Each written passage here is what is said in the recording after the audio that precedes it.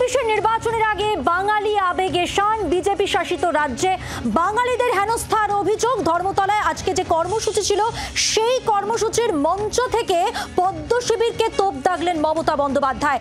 আরো বেশি করে বাংলায় কথা বলবো, ক্ষমতা থাকলে আমাকে ডিটেনশন ক্যাম্পে রাখুন। পশ্চিমবঙ্গ ভারতের অংশ নয় প্রশ্ন তুলেছেন, দেশের অংশ নয় এই প্রশ্নও তুলেছেন। বাঙালিদের উপর এত কেন রাগ? বাংলায় ইঞ্চিতে ইঞ্চিতে লড়াই হবে, বিজেপি জেনে রাখো খেলা হবে। চ্যালেঞ্জ ছুড়ে দিলেন তৃণমূল নেত্রী, সুপার ডেঞ্জারাস বলে তোপ দাগলেন। শুনুন।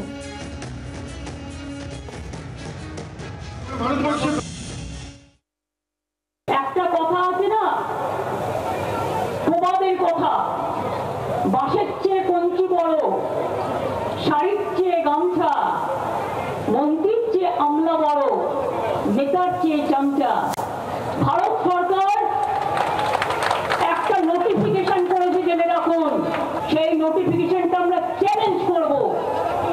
লুকিয়ে লুকিয়ে করেছে, পরে নিজেদের রাজ্যগুলোতে যেখানে বিজেপি আছে সেখানে পাঠিয়েছে। তাতে পরিষ্কার বলা হয়েছে যাকেই সন্দেহ হবে বাংলা ভাষায় কথা বলে অ্যারেস্ট করবে, ডিটেনশন ক্যাম্পে, মানে হোল্ডিং এরিয়া, ডিটেনশন ক্যাম্প যাকে বলা হয়, সেখানে রেখে দেবে। আমি অত্যন্ত লজ্জিত, ব্যথিত, দুঃখিত, মর্মাহত। ভারত সরকার আর বিজেপি পার্টির এই আচরণে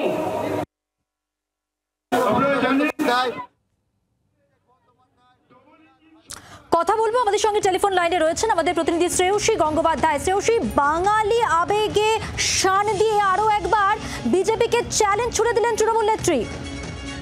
দেখো, এবং এই চ্যালেঞ্জ শুধুমাত্র ২৬ নয়, তার পরবর্তীকালে যে লোকসভা ইলেকশন আছে সেটাতেও কিন্তু কার্যত চ্যালেঞ্জ ছুড়েছেন আজকে তৃণমূল সুপ্রিমো, যেখানে তিনি বলছেন ২৬ তো দখল করবই, এবং ২৬ দখল করার পরে সেক্ষেত্রে কিন্তু কেন্দ্রে কিন্তু সেক্ষেত্রে পরবর্তী যে নির্বাচন হবে সেই নির্বাচনে কিন্তু ইন্ডিয়া যে অ্যালায়েন্স, সেই অ্যালায়েন্সই কিন্তু সেখানে আসবে ক্ষমতায়। এবং এক্ষেত্রে তিনি স্পষ্টত আজকে যখন এই বিষয়টা নিয়ে, অর্থাৎ এক্ষেত্রে বাংলা এবং বাঙালি হেনস্থার প্রসঙ্গ তুলতে গিয়ে তিনি স্পষ্টত বলেন যে এক্ষেত্রে যদি এরকম ভাবে চলতে থাকে তাহলে কিন্তু সেক্ষেত্রে আগামী দিনে তিনি গোটা ভারতবর্ষ ঘুরবেন এবং প্রত্যেক জায়গাতে তিনি বাংলাতে কথা বলবেন। তিনি স্পষ্টত বলেন যে এই মুহূর্তে যে কাজ করছে বিজেপি সরকার, বিজেপি শাসিত রাজ্যগুলিতে যা যা ঘটনা ঘটছে সেটা হচ্ছে ইটস মোর দ্যান এমার্জেন্সি, অর্থাৎ সেটা এমার্জেন্সি থেকেও বেশি।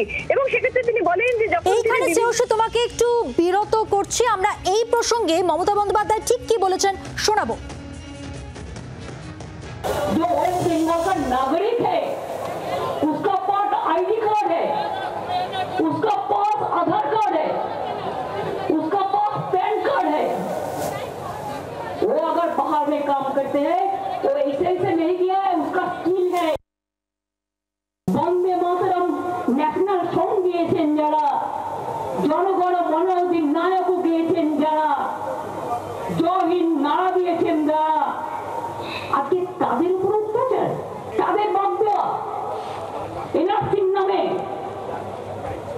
একটা নোটিফিকেশন জারি করেছে ফেব্রুয়ারি মাসে, এই ২৫ সালে ইলেকশনের ১ বছর আগে। যাকেই সন্দেহ হবে জেলে গিয়ে ১ মাস রেখে দিতে পারো, বিনা বিচারে ১ মাস রেখে দেবেন, তার মানে হোয়াট ইজ দিস? এটা মোর দ্যান এমার্জেন্সি। শ্রেয়সী, আমি কথা বলবো তোমার সঙ্গে এই বিষয়টা নিয়ে, যেখানে উনি বললেন ২১শে জুলাই যেখানে তৃণমূলের সব থেকে বড় রাজনৈতিক সভা মঞ্চ তিনি পাবেন তার বক্তব্য রাখার জন্য, তা সত্ত্বেও আজকে কেন তিনি কথা বললেন না? একটা সুপার ডেঞ্জারাস পরিস্থিতির মধ্যে দিয়ে এই মুহূর্তে যাচ্ছেন তারা। একেবারে দেখো, ২১শে জুলাই মঞ্চ থেকে তিনি আজকে মমতা বন্দ্যোপাধ্যায় বলেছেন যে তিনি নির্দিষ্ট কর্মসূচি ঘোষণা করবেন, কিন্তু এই মুহূর্তে তিনি এই বিষয়ে প্রতিবাদে রাস্তায় নেমেছেন, কারণ যে পরিস্থিতি হয়ে রয়েছে। এই তোমাকে বিরত করছি, আপাতত ধন্যবাদ তোমাকে। বাংলার আওয়াজ, বাঙালির আবেগ, জি ২৪ ঘন্টা।